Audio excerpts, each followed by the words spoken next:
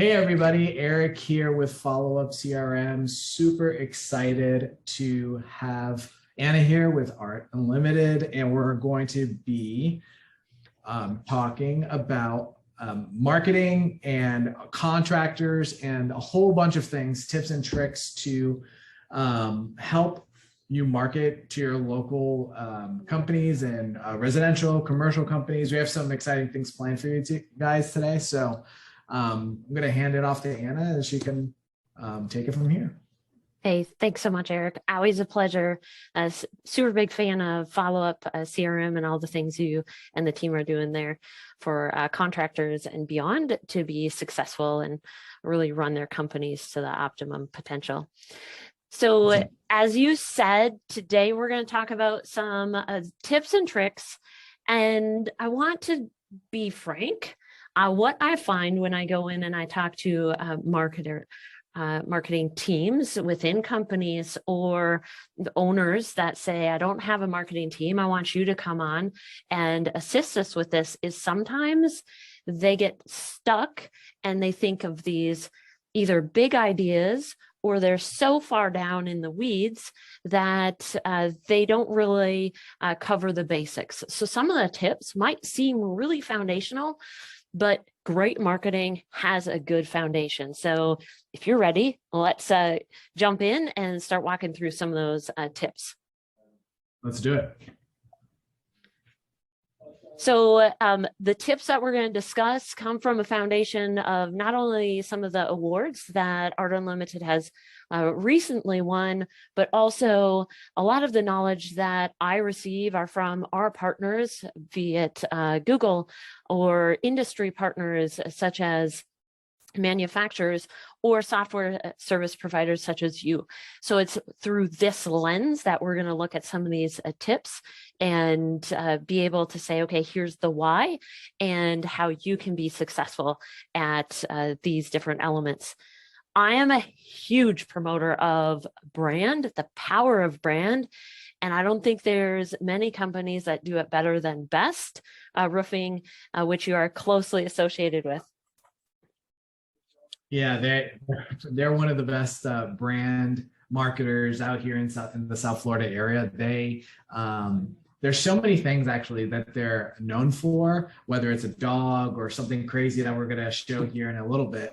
But yeah, everybody knows and the name Best Roofing, right? You know what you're getting instantly. The quality of the service is there, so you know they know how to do branding well. Yeah. It's great. So if you haven't had a chance, check out Best Roofing. They're in the Fort Lauderdale area, and you can learn all kinds of things from their company's branding. So anytime you create a great company, you need to make sure that you are taking time, in my opinion, to have clarity breaks. And people say, Anna, how does this connect to a marketing? But in reality, some of the greatest marketing ideas are within you. And people say, well, I came to you and I hired you to take my marketing and drive those leads, help increase the visibility. Yes, there's tried and true strategies, but what makes it unique is you. And so when you take that time and just blank out, maybe it's an hour, maybe it's 2 hours, maybe it's just 20 minutes, whatever it might be, take that time, a blank sheet of paper, and tune out absolutely everything else and just say, what's working, what's not working with my marketing? How can I be different? I don't know if you've ever done that, Eric. I have a great example of this with Best Roofing. So if you ever met Greg Wallach, the first thing that you'll see is his big red orange afro. He basically has a big afro, and of course the Best Roofing colors, orange and black, right? And so he knows that he can be picked out of a crowd from anywhere.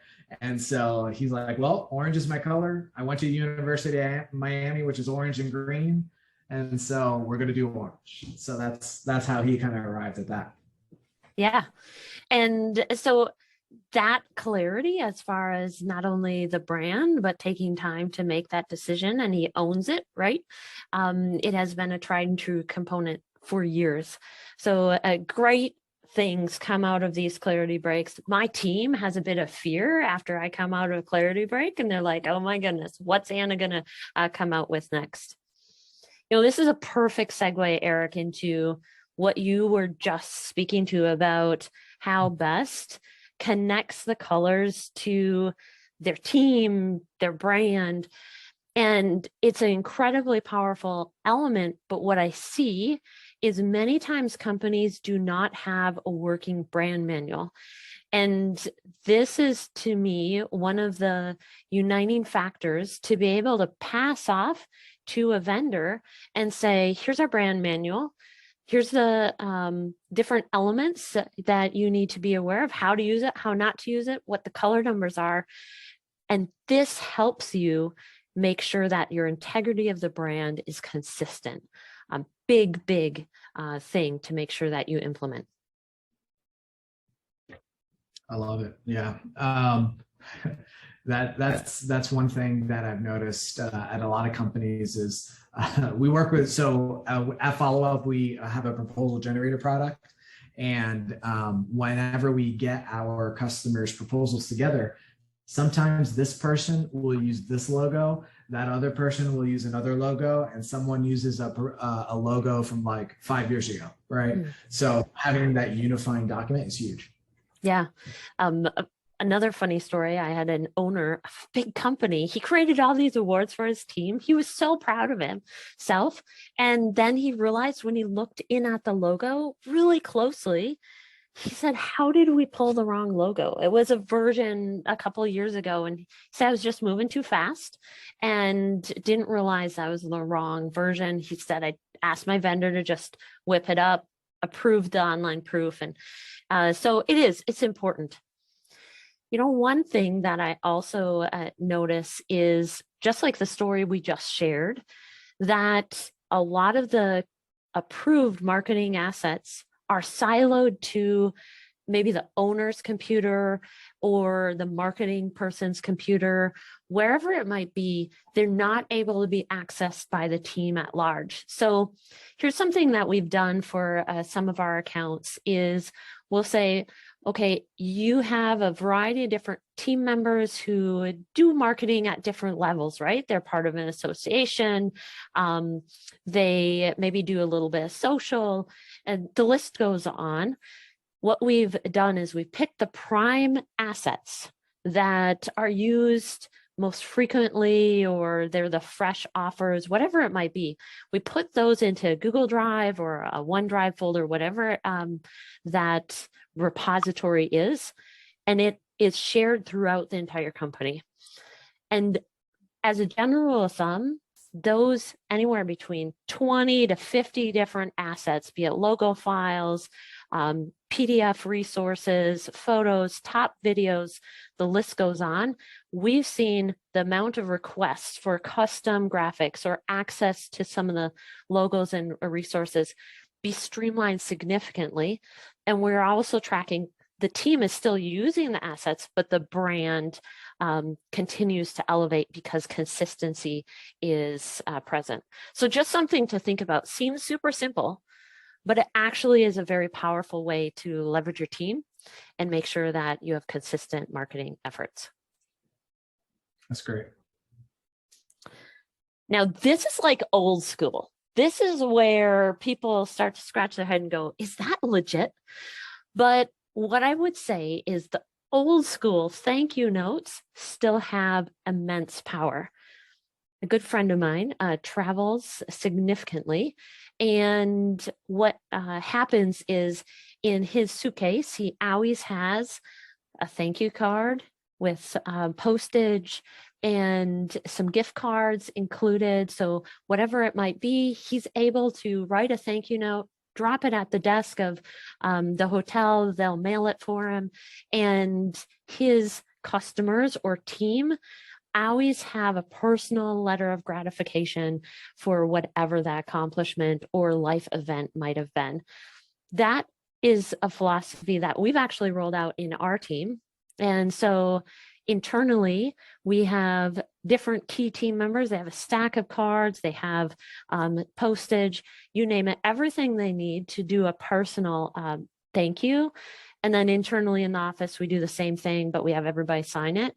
And even this morning, I got a text from somebody that said, Anna, you have no clue what that meant to get that car in the hospital. Like, it was the pick me up I needed. So if you're really living intentionally to create change, this is one thing I would challenge you to do. Take the time, write a card. It means a lot. Yeah, one thing that Best Roofing actually does, and this brings into the personalization factor, is they do something called Jake Cakes. And for every re-roof or closeout that they do, they have a cake that Greg's wife bakes every Sunday. You know, she'll bake 10 to 15 cakes, and, you know, it's all wrapped in a box and it's shaped in the shape of a dog. So it's super cute, and they have a little thank you note there, and they hand deliver that. And you know, everyone talks about like marketing, but really, what is marketing, right? It's about the customer experience. And so thank you cards and things like that, that's really what takes it to the next level. Yeah, it's showing the heart of the company and how much it means. So we say at part of Art Unlimited is lasting relationships. Like, that's what we want to make sure people recognize. And to us, this is a simple form of that. So let's take the brand and let's keep talking about it. Most everybody says, hey, I have branded apparel for my entire team, but I have been challenging some of our accounts to say, not only should we brand our company on the job site or in the office or in inspections, but what about our team? Are we cool enough that they would want to wear the brand as they do their grocery shopping, or they're out and about at the soccer game? The list goes on. How do we create a brand that is really appealing? And so we looked at what are some different types of elements that the team would want to wear as they're out and about and mingling that personal and professional environment.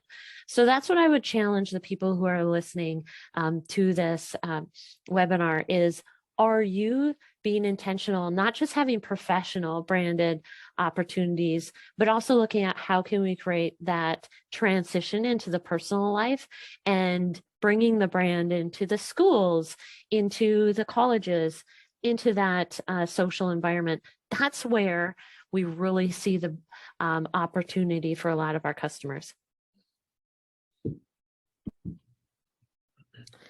So another piece that I think is really important, and here's an example of where we identified what are the top personas that a customer may have connection with. And this is based off of a large data pool where a customer, we data scraped their customer lists, and we were able to create different personas. But by creating a persona, be it in a B2B environment or B2C environment, we are able to target market directly to that persona, where they live, where they work, and where they play. And those are really important pieces, because when we can include the right visual assets, the right words, the right emotions, we get a much stronger connection. And I think this is another place that holds immense opportunity. It's not just going after, here's what we do, here's where we work, and here's how we do it. It's how do you connect to those individuals and then show them what you do, how you do it, and where you do it. So, yeah. Super important when it comes to marketing, and actually is a little bit a part of the follow-up story. So back in the day when Greg originally designed Followup, what he used to do, he would say, throw whatever on the wall, see what sticks, right? And what he said is that there's just a lot of waste that comes with that. A lot of wasted dollars because you're marketing to people that might not be a good fit for you. So when he originally started Followup, he just started tracking everything.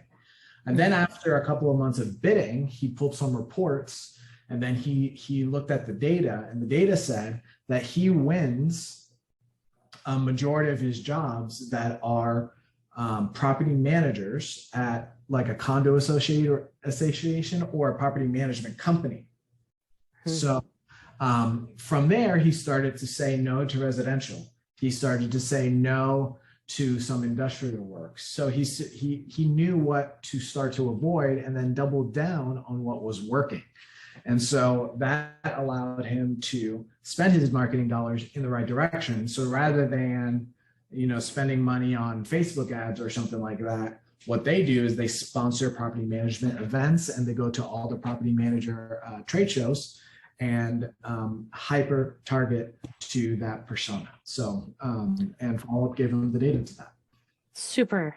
Yeah.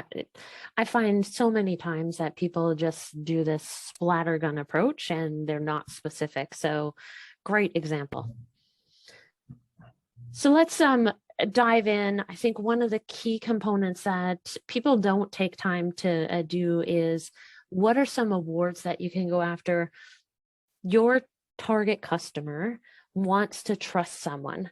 And when they see that not only do their friends and family trust you or their colleagues in the industry trust you, but you've also received industry awards and beyond, that speaks volumes. And I can't overemphasize the importance of this. It does take time though. Some awards will take 10 minutes to apply for, and others you might be looking at 40 hours and significant investments from different team members, but it does pay off and it should be leveraged within your marketing. Eric, we've talked a lot about branding, and I want to transition into some strategy and budget type of topics. And we're going to just bounce through these quickly, but I think it's good to whet the appetite of our data person who might be watching this webinar and understand the importance. So every time I talk to a data person, I say, what does success look like for you? Not in branding, we say, get those clarity breaks. We want to see the big picture, the dreamy vision, and let's break it down. When we have a data person, we say, define success, and we will create a path to it. Many times we see business owners say, well, I don't know that we really hit our target. You have to identify the target, and then you can hit it. So that would be my recommendation for those data mindsets who are watching today. With that, you then need to break it down. You need to start mapping the budget to those initiatives. And this is a little older budget, but what it does prove is the path from a financial perspective to the success of the company. And every dollar does have a clear direction the deeper you go into a working budget. Every different category or marketing channel has a month-over-month budget, and it's not every few weeks that you're deciding what you're going to spend, but rather starting in October through December, that budget is cast and you stick to it to the best of your ability. That's when great things happen. And I see a lot of companies kind of failing at that. So we've got some great templates, and our team is always working on building out budgets for our customers. But it's just something to be aware of.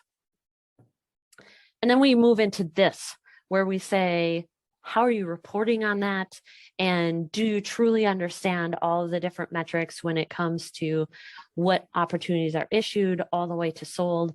And I know Followup has some components here as well to be able to visualize this, but that's the power of a CRM. Yeah, we have basically this exact report where you can see your closing ratio with different lead sources. And so this is the report I was talking about to show you where to double down. 100%. And so important.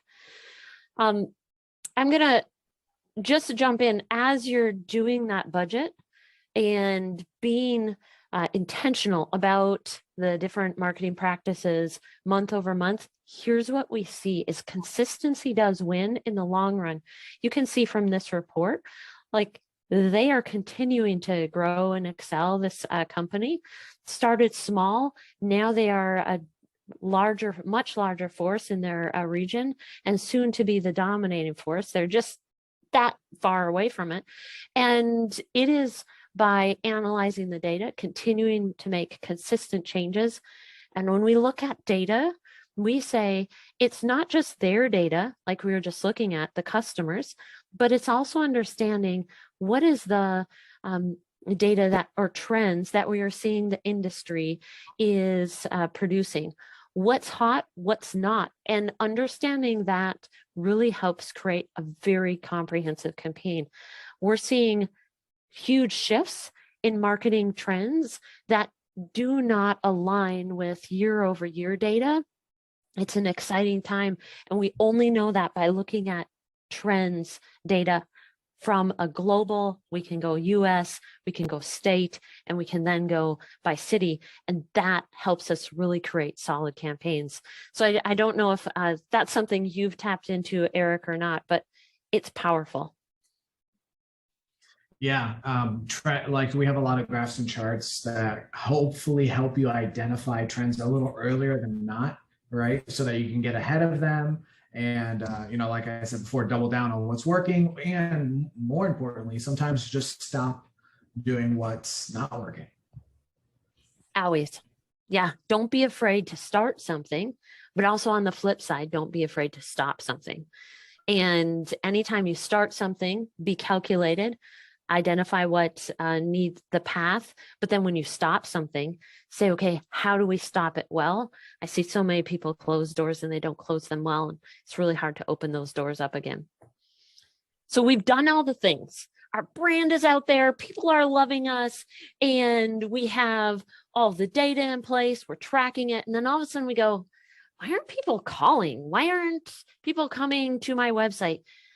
It is insane the number of times that we find the name, the address, the web address, and the list goes on, the phone number are inconsistent, and people are actually trying to get a hold of you. They simply can't. So this was a customer of ours. They only had 23% of their information was accurate. And we were able to get them to 93% accuracy. And we were intentional. We don't want 100% because we have some custom tracking in place on different things. So they are able to be visible everywhere now. So I would just challenge you, if you have not done what's called a NAP, name, address, and phone number audit, that is a free option that either Eric can connect you with myself, or our team can do it. We pull that, and you'd be surprised how many gaps you actually have. This piece alone, Eric, has helped our customers catapult over some barriers to help them have consistent communication with either existing customers or past customers, or even new prospects. The list goes on. Very simple, it's ongoing, but it is well worth taking time to look into. Yeah, to connect to this slide back to the persona slide that we were just talking about. Something that's really interesting is at least for follow-up, everybody we're always prone to optimize maybe the things that we are biased to, right? But when it comes to like follow-up in our software, our customers actually are very big Bing users instead of like Google, right? Why? Because maybe it's an older computer, or maybe they're using Internet Explorer or something like that, which actually defaults to Bing. And so when people were a construction CRM, they're doing it on Bing. And so that's connecting the persona to the marketing channel and the contact information. So that was something that was really helpful for us. And so really going back to your persona and saying, okay, what is the path that we can clear for the person to get to our business, and working backwards from there. It's huge. Yeah. I mean, there's so many examples, but that's an awesome one. Now, this I'm excited about. We understand that persona has clear pain points, This is their end objective, what success looks like to them. They don't want to be a failure. And so clear messaging or story branding is a really important facet to making sure that you are able to achieve success. And when people see your advertising, it's clear to them exactly who you are, what you do, and how to connect with you. And I'm going to flip over to this great example of how Best has just recently launched a campaign that lives and breathes this mythology. I love that. So you can see right there, I was telling Anna that, when, so this is on a major highway, I think it's I-95, and hundreds of thousands of cars pass this billboard every day. And they get a lot of calls saying, hey, there's someone climbing on your billboard. And it does its job of grabbing people's attention. So you can see right there, we solve roof problems. That's all you need to know about Best Roofing. And so they get the call. And then actually what you don't see here is they actually sponsor the highway. If you've ever seen on the side, you might see a little like sponsored by. They also do those to kind of enforce and support this big billboard. But this has been a grand slam for them, for the past couple of weeks that it's been out there. That is awesome. What I love is it says clearly, we solve roof problems. End of story. And the attention grabber of the guy. So it's fabulous. In all of that, I just want to, again, flip back to foundation. We are seeing that you have to make sure that you are in compliance with Google's best practices. It's called a lighthouse audit or scores. And you can see recommendations as far as the placement. Because when you do all of those different pieces we discussed, if you cannot be found and you aren't measuring this, then it's really hard to be able to see the traction. So don't forget about some of the foundational things we've talked about. And with that, well, I want to end with this, Eric, because I think this is super exciting. The ability to take that website that people just found, they loved the brand, they saw the billboard, they found the website because your name, address, and phone number is accurate. And then they fill out the contact form. And so many times I see that contact form just dump into somebody's inbox, and huge companies I've talked to, and they're like, oh man, I don't know who gets that form. I'm like, what? Yeah. And so this is one of the foundational pieces. Follow-up, you've been able to solve. We've worked together on this. Talk us through, what does this mean? So Zapier is a tool that pretty much connects to any popular software out there. So whether it's your website or even like EagleView, I believe they might integrate with, you're able to connect that third-party application to Followup via Zapier. So a great example would be if your website is on WordPress or Wix or Squarespace or any other one of the major platforms, and you have a form, like a contact us form on the website, it will be able to be automatically entered into Followup so that you don't lose track of that lead and you know exactly where it came from and there's zero data entry. So that's the cool part about that. So whatever lead source is coming from, you can connect it to Followup. Yeah, I absolutely love it, because once that form gets into the CRM, it empowers your entire team to have visibility, and it's takes a significant chunk of like overhead possible, not only double data entry, but inaccurate entry to be able to make sure that pathway is clear and consistent is well worth the investment. So super excited about that opportunity for everybody watching.